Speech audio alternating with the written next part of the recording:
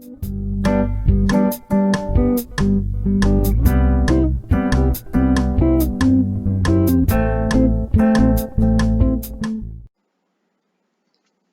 Everyone, welcome to my channel. This is Riya और इस video में हम स्टार्ट करने वाले हैं नेशनल इनकम को कैलकुलेट कैसे करते हैं। अभी तक पिछली वीडियोस में हमने कुछ बेसिक कॉन्सेप्ट सीखे थे मैक्रो इकोनॉमिक्स के, जो कि पहले 3 चैप्टर्स हैं इस यूनिट के, वो हम कवर अप कर चुके हैं। अब अगर आपने वो 3 चैप्टर्स नहीं पढ़े हैं तो I would suggest you to go and study those chapters. मेरी प्लेलिस्ट में आपको उनकी वीडियो मिल जाएगी, बिकॉज उन कॉन्सेप्ट्स के बिना इस चैप्टर को समझना बहुत ही ज़्यादा डिफिकल्ट है। अगर आप सोच रहे हैं कि क्योंकि क्वेश्चन इस चैप्टर में से आता है तो आप सीधा ये चैप्टर पढ़ना स्टार्ट करें, ऐसा मत करना। पहले उन कॉन्सेप्ट्स को अपने क्लियर करें। तो अभी हम सीखेंगे नेशनल इनकम कैसे कैलकुलेट करते हैं। नेशनल इनकम को कहते हैं एनएनपी एट एफसी, यानी कि net national product at factor cost. अब हम देखते हैं कि इसके कौन कौन से मेथड्स होते हैं। नेशनल इनकम कैलकुलेट करने के लिए हमारे पास 3 मेथड्स होते हैं, वैल्यू एडेड, इनकम और एक्सपेंडिचर। अब इस वीडियो में हम कवर करेंगे वैल्यू एडेड मेथड। इसकी न्यूमेरिकल्स भी करेंगे, हम 2 to 3 न्यूमेरिकल्स कवर करने वाले हैं ताकि ये ज़्यादा क्लियर हो जाए। तो पहले स्टार्ट करते हैं with definition. Value added method में की टर्म आपकी आती है वैल्यू एडेड। वैल्यू एडेड का क्या मतलब है? Value added refers to the addition of value, है ना, सिंपल सी बात है, जो वैल्यू ऐड की गई है। अब ये वैल्यू कहाँ ऐड की गई है? सी, जब एक इकोनॉमी में हमें इनकम जनरेट करनी होती है, इनकम कैसे जनरेट होती है? By production of goods and services, है ना। तो जब कोई भी फर्म एक गुड प्रोड्यूस करती है तब उससे क्या चाहिए होता है? रॉ मटेरियल चाहिए होता है ना, रॉ मटेरियल जिसे हम इंटरमीडिएट गुड भी कहते हैं। तो उस रॉ मटेरियल में जो वैल्यू फर्म ऐड करके फाइनल प्रोडक्ट बनाती है ना, उस एडेड वैल्यू से हम यहाँ नेशनल इनकम को कैलकुलेट करते हैं। देखो एग्जाम्पल लेते हैं, हमारे पास ये वुड है, लॉग्स ऑफ वुड है, ये है हमारा रॉ मटेरियल, है ना। ये हमारा रॉ मटेरियल या आप कह सकते हैं इंटरमीडिएट गुड है। अब इसमें हमने कुछ वैल्यू ऐड की और इसमें चेंजेस लेके आए तो हमारे पास ये वुडन टेबल आई है। जो वैल्यू हमने इसमें ऐड की है ना, उसको यूज करके हम नेशनल इनकम कैलकुलेट करते हैं इस मेथड में। तो देखो वैल्यू एडेड हम कैसे कैलकुलेट करते हैं? Value of output minus intermediate consumption. Value of output, इस केस में हमारा आउटपुट है टेबल, तो इस टेबल की वैल्यू में से हम सब्ट्रैक्ट कर देंगे इस वुड की वैल्यू को। ये जो रॉ मटेरियल था इसकी वैल्यू को सब्ट्रैक्ट कर देंगे, हमारे पास आ जाएगा हमने कितनी वैल्यू ऐड की है जो कि हमें चाहिए था। और वैल्यू ऑफ आउटपुट कैसे कैलकुलेट करते हैं? Simple, sales plus change in stock. आपने जितनी सेल्स की है, सेल्स यानी कि quantity into price, plus change in stock. Accounts के बच्चों को पता है चेंज इन स्टॉक क्या होता है? Change in stock is closing stock minus opening stock, यानी कि साल के एंड में आपके पास जितना स्टॉक बचा है उसमें से आप माइनस कर दीजिए साल के स्टार्टिंग में आपके पास जितना स्टॉक था, तो आपके पास आ जाता है चेंज इन स्टॉक। और जब हम वैल्यू ऑफ आउटपुट निकालते हैं तब क्या आता है? Sales plus change in stock को ऐड करके आती है। और सी, अगर आपने एक साल में कुछ गुड्स की प्रोडक्शन करी, ठीक है, अब साल के एंड तक ये सारे गुड्स अगर सेल आउट हो गए, इसमें से आपके पास कुछ भी नहीं बचा, यानी कि क्लोजिंग स्टॉक अगर आपका 0 है, तब सिर्फ और सिर्फ सेल्स आएगा। उस केस में हम चेंज इन स्टॉक को ऐड नहीं करते। ये एक एक्सेप्शन है, अगर आपका सारा का सारा स्टॉक खत्म हो जाता है ना साल के एंड में, तो आप चेंज इन स्टॉक को ऐड नहीं करेंगे, बट सिर्फ और सिर्फ सेल्स को ऐड करेंगे। अब ये तो थी थोड़ी सी थ्योरी। अब हम पढ़ेंगे, ये भी एक्चुअली थ्योरी ही है थोड़ी, लास्ट में हम न्यूमेरिकल्स करने वाले हैं। तो सबसे पहले 2 बहुत ही इम्पॉर्टेंट चीज़ें to be remembered. Imports are not included separately if the value of intermediate consumption is given.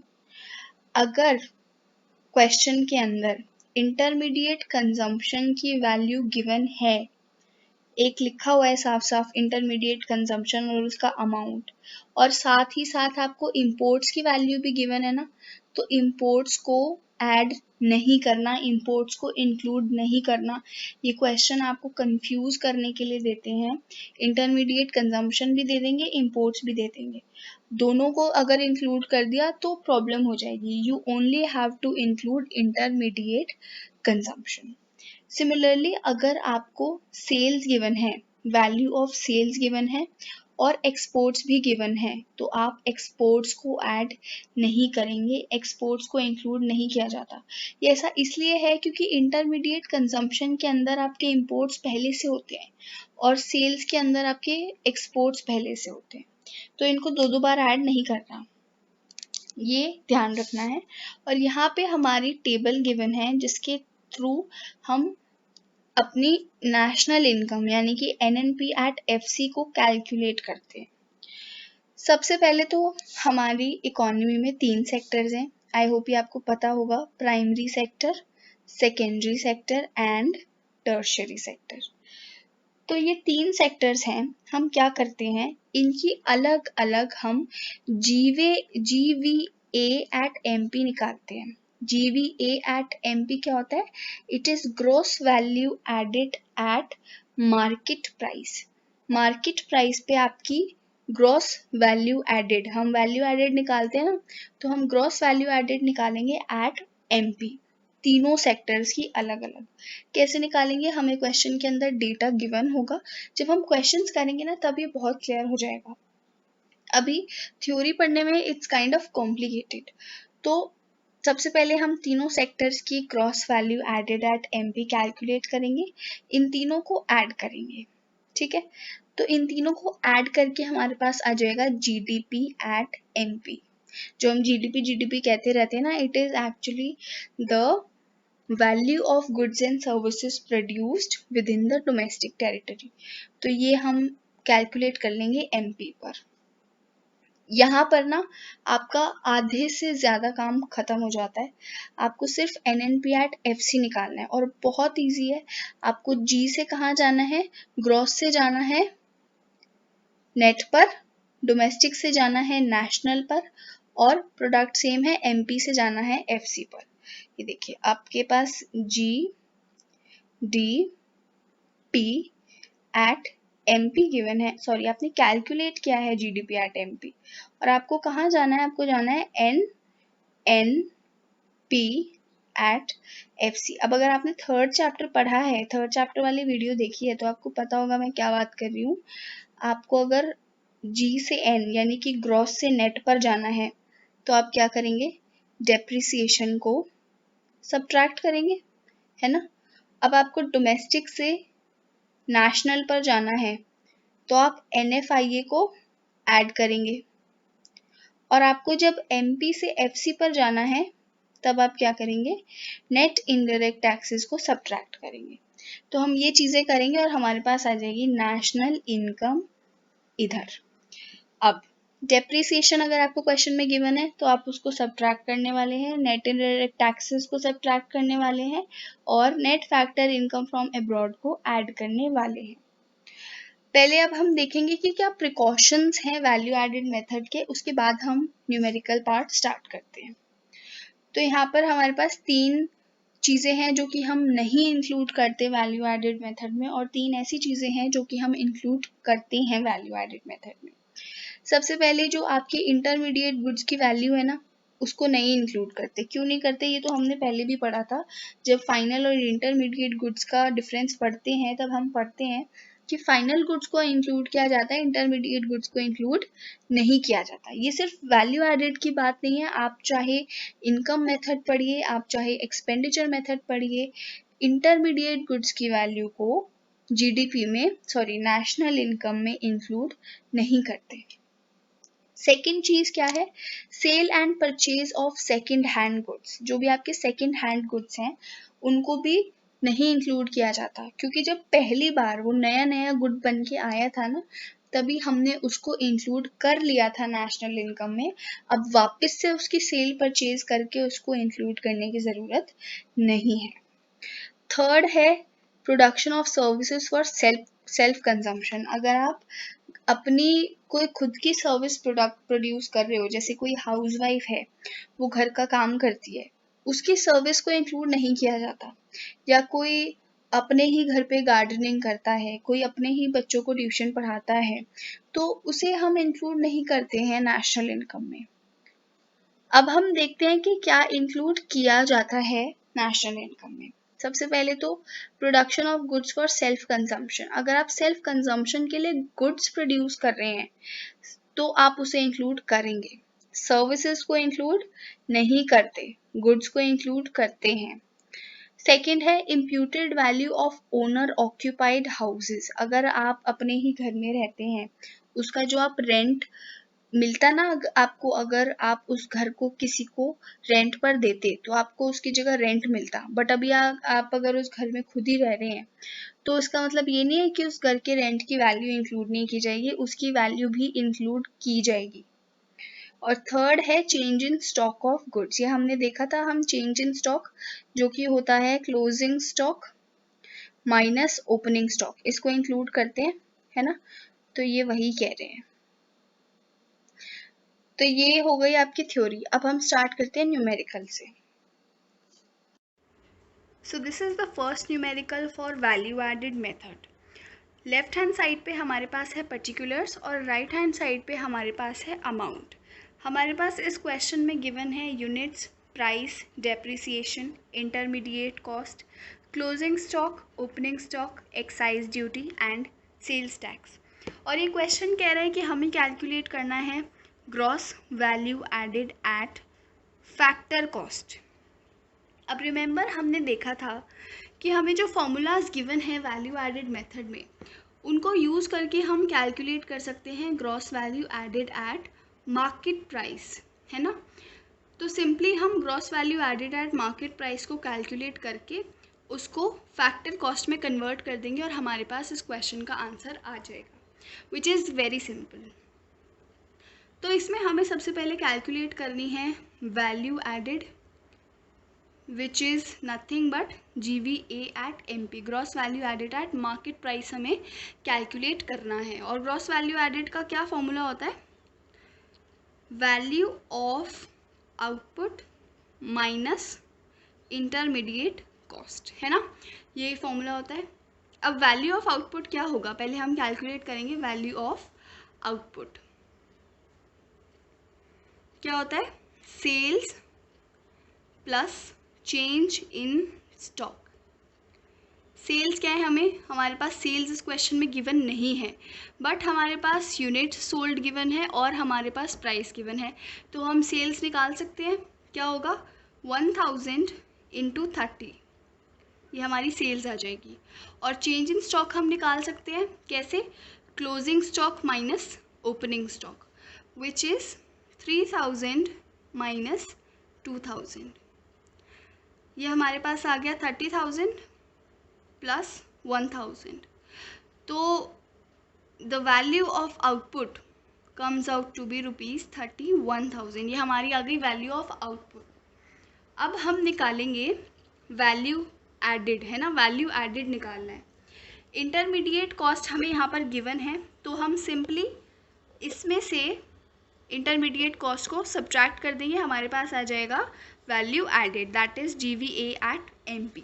तो निकालते हैं, GVA eight MP would be 31,000 minus intermediate cost क्या है 12,000, ये आ गया यहाँ 12,000, आंसर आ जाएगा 19,000।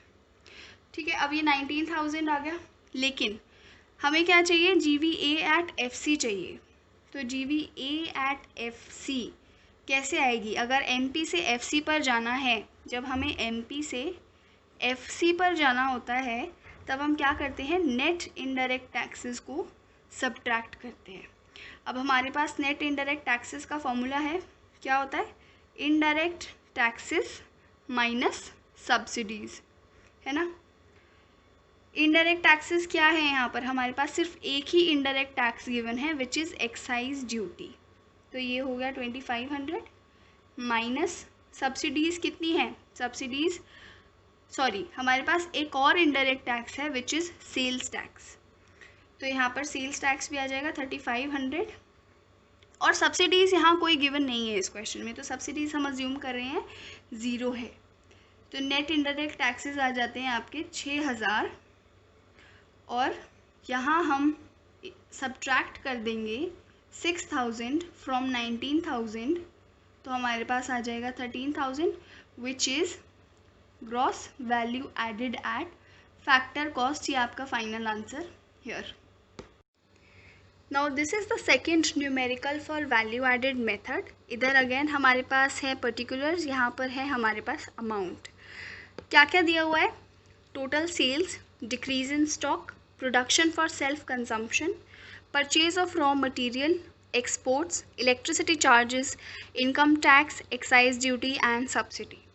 तो ये सब हमें यहाँ पर गिवन है और क्वेश्चन चाहता है कि हम निकालें NVA at FC, net value added at factor cost.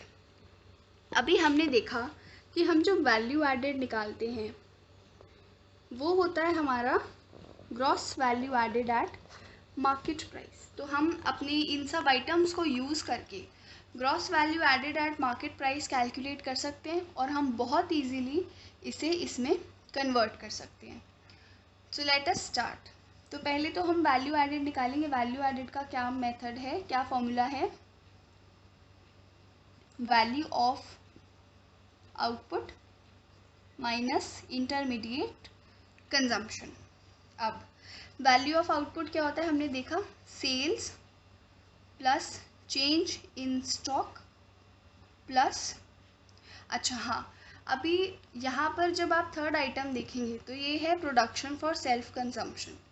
हमने प्रिकॉशंस में पढ़ा था कि अगर कोई भी प्रोडक्शन सेल्फ कंजम्पशन के लिए होती है तो वो वैल्यू ऑफ आउटपुट में ऐड की जाएगी। अब पिछले केस में तो ऐसा कुछ नहीं था, बट क्योंकि यहाँ पर production for self consumption given है तो हम उसे इग्नोर नहीं कर सकते, हमें उसे वैल्यू ऑफ आउटपुट में ऐड करना पड़ेगा। तो यहाँ पर एक नई आइटम ऐड होती है, प्रोडक्शन फॉर सेल्फ कंजम्पशन। ये इनको ऐड करके हमारे पास आ जाएगी value of output. Value of output sales कितनी है, सेल्स है 1000, डिक्रीज इन स्टॉक गिवन है 70। अब चेंज इन स्टॉक नहीं कह रहे, वो कह रहे हैं डिक्रीज इन स्टॉक। डिक्रीज का मतलब है कि चेंज इन स्टॉक नेगेटिव है, तो यहाँ -70 आएगा। और तीसरी चीज़ क्या है, production for self consumption which is 120, तो यहाँ हम कर देंगे 120। इससे हमारा आएगा 1050 रुपीज़। वैल्यू ऑफ आउटपुट है 1050। अब इंटरमीडिएट कंजम्पशन के लिए हमारे पास यहाँ डायरेक्टली कुछ नहीं दिया हुआ, हमें डायरेक्ट इंटरमीडिएट कंजम्पशन नहीं गिवन, तो वो हमें कैलकुलेट करनी पड़ेगी। अब क्या क्या चीज़ें हैं जो इंटरमीडिएट कंजम्पशन में हम ऐड करेंगे। सबसे पहले आता है परचेज ऑफ रॉ मटेरियल। एक बात जो मैंने नहीं बताई वो ये है कि जब आपको रॉ मटेरियल गिवन होता है तब आप एक्सपोर्ट्स को इंक्लूड नहीं करते। अब यहाँ आपको रॉ मटेरियल गिवन है तो आप एक्सपोर्ट्स को इंक्लूड नहीं करेंगे, आप सीधा यहाँ पर क्या डालेंगे 300। और दूसरी चीज़ आती है इंटरमीडिएट कंजम्पशन में electricity charges which is 50 rupees. ठीक है, तो यहाँ से हमारी इंटरमीडिएट कंजम्पशन आ जाती है 350। तो अब हम वैल्यू एडेड निकाल सकते हैं, क्या हो जाएगी 1050 माइनस 350 जो कि होता है 700। ठीक है, तो वैल्यू एडेड यानी कि GVA एट MP हमारी आ गई है 700। बट हमें क्या चाहिए, हमें चाहिए NVA एट FC। तो हमें ग्रॉस से जब नेट पर जाना है तब हम क्या करते हैं, जब हमें ग्रॉस से नेट पर जाना होता है तो हम डेप्रीसिएशन को सब्ट्रैक्ट करते हैं।